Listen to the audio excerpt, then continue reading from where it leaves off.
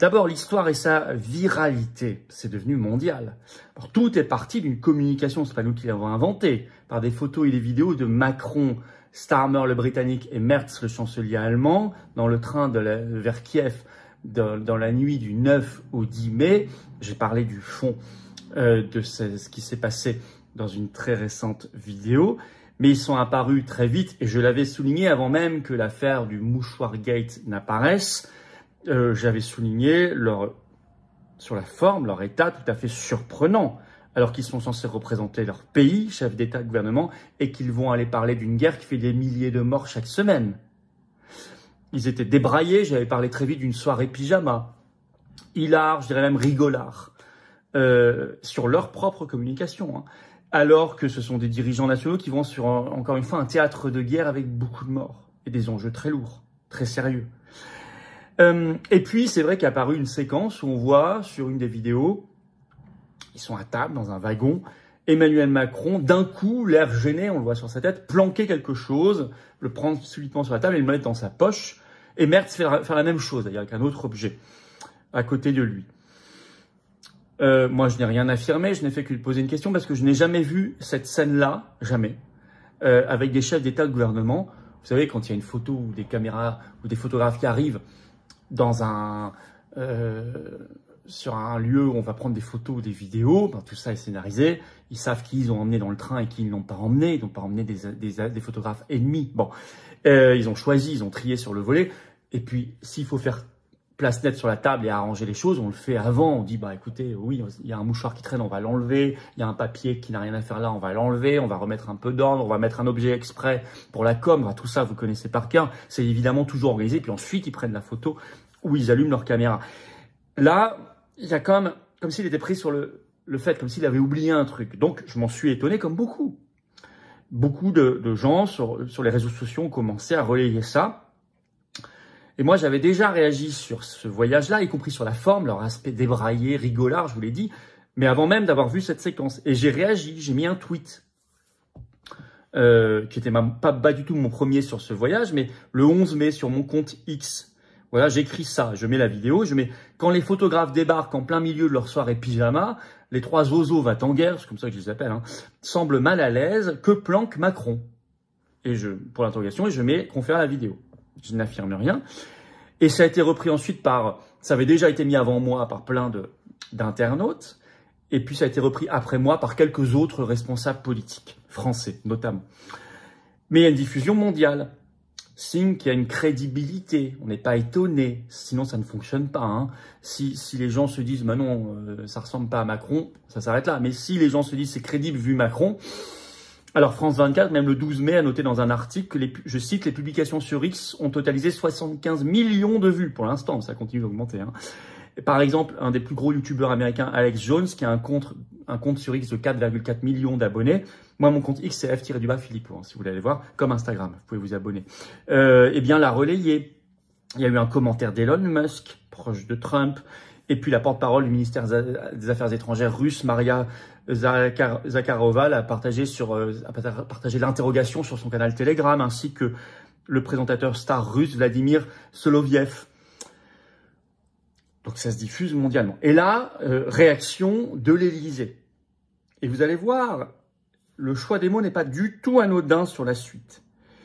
Par un tweet sur son compte X, le compte officiel de l'Élysée quand même, hein, le 11 mai, plus sur TikTok, en français puis en anglais. Et voilà ce qui est écrit. L'Élysée, quand l'unité européenne dérange, la désinformation va jusqu'à faire passer un simple mouchoir pour de la drogue.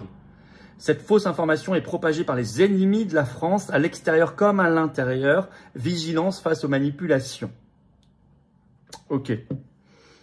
Le terme. Ennemi de la France. Et notamment à l'intérieur. Ça s'appelle du terrorisme. Vous savez, c'est ce que Trudeau utilisait comme terme contre les convois de la liberté en 2022. Les camionneurs qui bloquaient suite à la vaccination Covid obligatoire, il les avait appelés des ennemis de l'intérieur. La même chose en Roumanie, quand ils ont annulé l'élection de Georgescu, ils ont dit ceux qui ont voté pour lui, qui le soutiennent, sont des ennemis de l'intérieur. En fait, tout ce vocabulaire, non pas adversaire, non, ennemi de l'intérieur. C'est très, très inquiétant de la part d'un chef de l'État. Ça laisse la porte ouverte à des procédures d'interdiction, d'enfermement, de dissolution, y compris de partis politiques. C'est totalement dictatorial, hein, si vous réfléchissez bien. Et vous voyez tout de suite, le lien est immédiatement fait avec l'unité européenne, la vache sacrée qui est attaquée. Oui, parce qu'effectivement, sur le fond, moi j'ai posé plein de questions sur le fond, au-delà même du mouchoir gate. Donc on sent qu'on a touché une corde sensible, et qu'on a touché notamment sur le fond aussi la vache sacrée, l'unité européenne, l'Union européenne. Car au-delà même de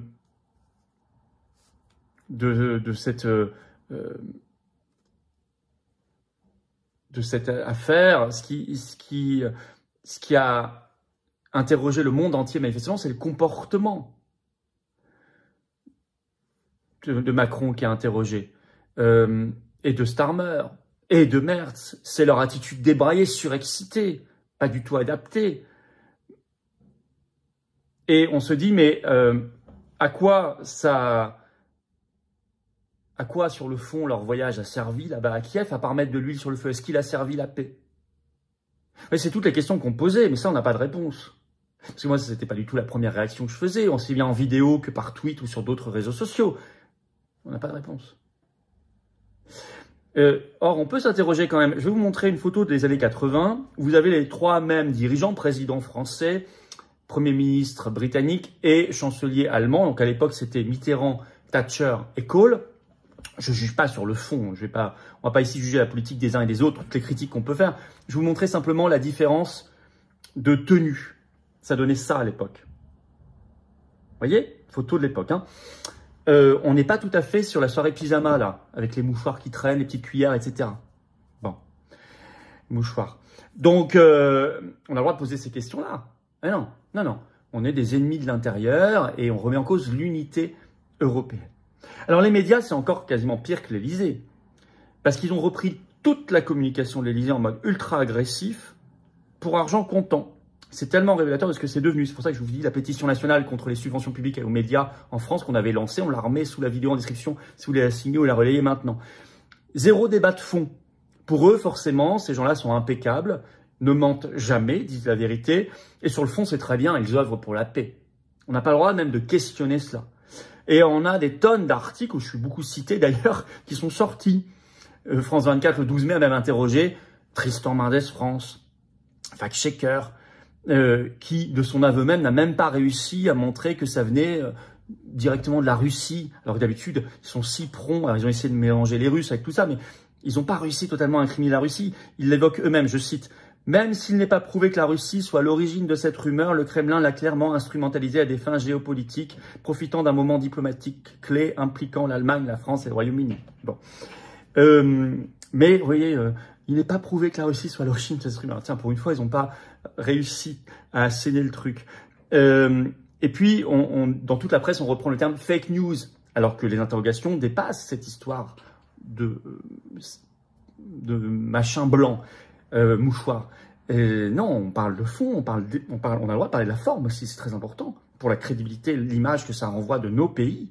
Et puis, sur le fond, est-ce que c'est une mission diplomatique qui vise la paix ou qui vise à surexciter la guerre?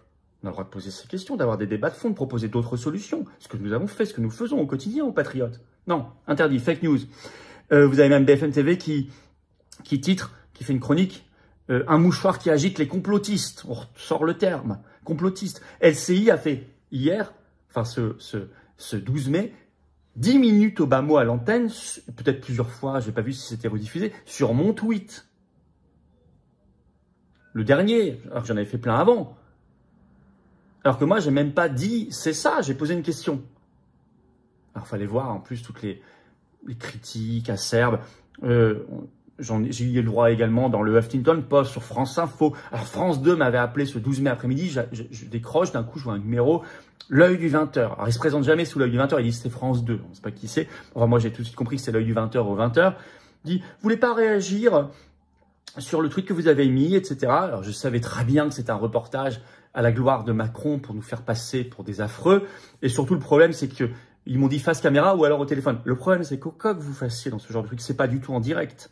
Ensuite, ils gardent 10 secondes, un maximum, complètement monté, avec derrière la musique qu'ils veulent, les images qu'ils veulent, et ils gardent le passage qu'ils veulent sans votre argumentation, en fait. Donc, c'est complètement tronqué. Et en plus, à la fin, ils vous disent, ah bah c'est bon, vous avez fait votre temps de parole du trimestre. Donc moi, je leur ai répondu au téléphone, non, je vous répondrai ni face caméra, ni au téléphone. Je rentre pas dans votre jeu. Là, vous êtes le petit télégraphiste de l'Élysée. Je sais rien ce que vous allez faire. Le jour où France 2 m'invitera dans ses émissions politiques comme les 4 vérités matinales, ou d'autres émissions politiques, ou le 20h, ou le 13h, ce que vous voulez, ou des débats, alors on en reparlera. Mais là, vous me donnez 0 minute, 0 seconde de temps de parole, ainsi qu'aux patriotes.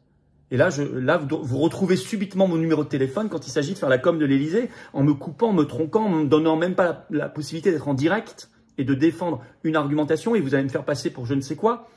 Je ne rentre pas dans votre jeu. Je vous donnerai pas le truc, la miette qui vous fera votre pub. Voilà. Moi, je rentre pas dans ce jeu-là. Il faut savoir leur dire non à ces gens-là. Il faut savoir leur dire non. Voilà. Quand ce sont des conditions déloyales qui ne servent que leurs intérêts à eux, il faut savoir leur dire non. Quand en plus, il n'y a rien en face. On ne vous propose pas une invitation dans une vraie émission politique. Rien. Bon. Je pense qu'il faut savoir leur tenir comme cela. Tête. Alors évidemment, toute leur argumentation, et j'ai vu le reportage au 20h, c'était évidemment, je l'ai vu ensuite sur les réseaux sociaux, à la gloire de Macron. Et je me suis dit que j'avais très bien fait de ne pas rentrer dans leur jeu, parce qu'ils en font de la bouillie derrière. Et que la faiblesse, c'est de leur répondre. Je crois que la force, maintenant, c'est de savoir faire autrement. L'Élysée a démenti, par conséquent, c'est une infox. Ça, c'est le raisonnement des médias français. Puisque c'est démenti, c'est comme s'ils avaient fait une enquête. Mais c'est quoi leur enquête? Leur enquête, c'est juste de recopier un communiqué de presse de l'Élysée. Ils ont croisé leurs sources, ils ont fait une vraie enquête? Non. Si l'Élysée a démenti, c'est forcément faux. Car on sait bien qu'Emmanuel Macron ne ment jamais, effectivement. Et comme si l'argument d'autorité n'était pas le plus faible des arguments. Donc on est vraiment dans un journalisme de cours. Ce que j'ai mis sur X d'ailleurs. C'est très très révélateur. Très révélateur. Donc sur le fond, mettons en place des tests de dépistage réguliers des élus et des responsables de l'exécutif, dont le président de la République, sur les drogues. Ça réglera le problème. Il y en a dans plein de professions, pourquoi pas là? Moi je suis très favorable à cela. On peut le faire sur l'alcool, ce que vous voulez, mais qu'on le fasse. Quand ils sont au travail, voilà. Et puis, le président de la République est toujours en représentation. Désolé pour lui, hein, tout le temps. Hein. Et puis, par ailleurs, sur le voyage à Kiev, oui, je le maintiens. Sur la forme et le fond, était une honte. Sur la forme, leur état surexcité, débraillé, rigolard, était honteux pour l'image de la France, une nouvelle fois. Et sur le fond, la vraie question que les journalistes de cour ne posent évidemment jamais, est-ce que ces gens-là, est-ce que Macron et ses copains européistes cherchent vraiment la paix? À l'évidence, non. Ils cherchent la guerre, à poursuivre, à relancer la guerre dès que la paix devient possible. Et ça, nous le disons. Nous le disons, nous pouvons faire autrement et aller vraiment vers la paix. Et la France, en étant libre, sortie de l'Union européenne, pourrait être une puissance de paix et de dialogue. Hier, j'ai été la cible de tous les médias français. Tous. Même France 2, le journal télévisé. Pour la simple raison que j'ai osé écrire un tweet dimanche qui disait simplement, je le lis, « Pour la crédibilité de la France, il est urgent de le savoir ». Je parlais de quoi? Urgent de savoir ce qu'Emmanuel Macron, dans le train fou qu'il est mené à Kiev, avec Frédéric Merz et Starmer, le Premier ministre anglais, ce qu'Emmanuel Macron et le chancelier allemand ont dissimulé à la vue des télévisions. Nous sommes dans un pays où les médias ne sont plus libres, où un coup de sifflet de l'Élysée les a sans doute conduits à tous faire exactement le même reportage au même instant lundi soir. Alors avant de rentrer dans le détail et de voir ce que cela signifie, je vous invite vraiment à me soutenir, à soutenir Debout la France, à venir militer avec nous, à partager cette vidéo parce que nous sommes à un état de la démocratie et de la liberté de l'information dans notre pays qui est d'une gravité incroyable. Libre quand même à un homme politique, président d'un parti, candidat à la présidentielle, de pouvoir oser poser une question au président de la République. Mais dans quel pays vivons-nous? Que se passe-t-il en France? Alors je vous invite à partager cette vidéo, je vous invite à vous abonner à la chaîne YouTube, je vous invite à nous aider, parce que ce qui est en cause à travers ce symbole, à travers cet acharnement des médias contre moi, c'est vraiment la liberté de l'information. Et quand dans un pays on ne peut plus s'exprimer, eh bien il n'y a plus de démocratie. C'est extrêmement grave ce qui s'est passé. Alors, moi je ne vais pas revenir sur ce qui s'est passé dans le train parce que moi je crois que chacun peut se faire son idée en visualisant la vidéo. Voilà, faites-vous votre idée. Pour l'Élysée, c'est un mouchoir usagé. Pour d'autres, c'est une substance illicite. Moi je n'en sais rien. Et à la rigueur, maintenant l'affaire est close. On a au moins, par nos questions, forcé l'Élysée à mettre sur la table le sujet et à répondre. Mais ce qui est intéressant dans cette affaire, au-delà de savoir ce qu'il y avait sur la table, et ce que n'a pas compris l'Élysée, et ce que ne comprennent pas les journalistes qui m'accablent en me traitant de complotiste, d'extrême droite. D'ailleurs, à ce sujet, je fais une parenthèse, je vais attaquer France 2 en justice, comme j'avais attaqué M. Castaner, qui avait classé Debout la France à l'extrême droite. J'ai attaqué devant le Conseil d'État, j'ai gagné mon procès. Le ministère de l'Intérieur a été obligé de débaptiser, de déclassifier Debout la France, qui est revenu tout simplement dans la classification droite souverainiste. Parce que moi, je ne suis pas d'extrême droite, je ne suis pas complotiste, et je ne me laisserai pas traîner dans la boue par une chaîne de télévision qui obéit aux ordres de l'Élysée. Et donc, les juges trancheront, s'il y a encore une justice dans notre pays. Je fais cette parenthèse à part. Alors, au-delà de cette affaire mouchoir ou autre chose, qu'est-ce qui m'intéresse?